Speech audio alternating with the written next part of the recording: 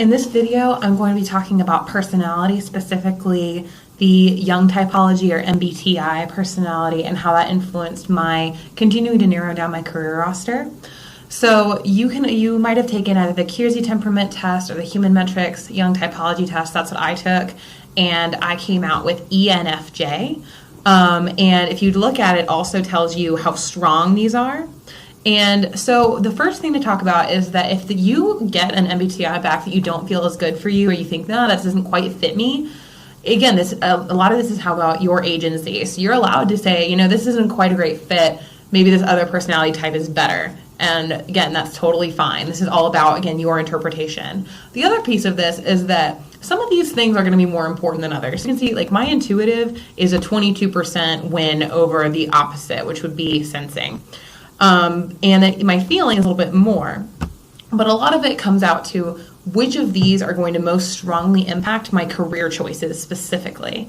And for me, the two things that are really important contextually are the fact that I'm an extrovert, I'm a pretty strong extrovert, and that I have a really judging personality. And judging doesn't mean judgy. We'll get into that in a minute.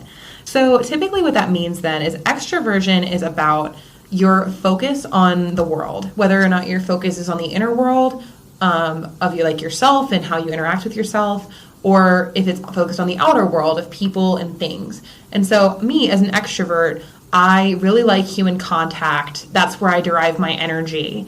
I really need to be around people that I like and care about me in order to be happy. An introvert, on the other hand, gets exhausted by people, even people that they care about. That there's an element of like, I can't be around you for too long, otherwise I start to get upset.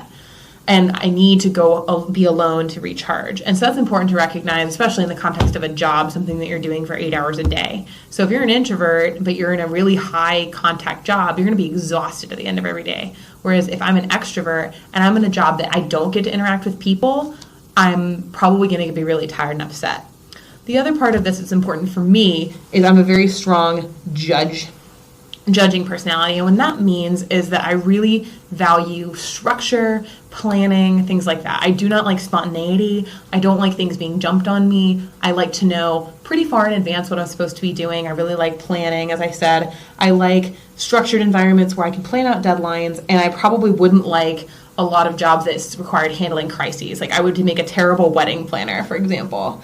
And so what we're going to do is on our occupations roster, as usual, we're going to start looking at jobs and say kind of from what we understand of these jobs. And we started looking at these over and over. We started looking, okay, like what do they do all day? What's their shtick?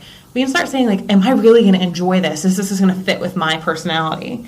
And so for example, I looking at like an acute care nurse, their whole job is handling crises that come in, right? And so chances are acute care nurse is not going to fit super well with my judging, my very planning oriented personality. But on the other hand, you might have something like an OBGYN, which is still in the medical field and something I still might enjoy because I get that human interaction. I have that really moral fulfillment element of like, I feel like I'm doing good for the world. But also I get to plan out my appointments and things like that. There's a really strong element of that. And I can really get a connection with people I work with. And then on the other side, you might have kind of focusing on the extroversion side. I might have, as a clinical psychologist, I can have that option of really lots of interaction with other people.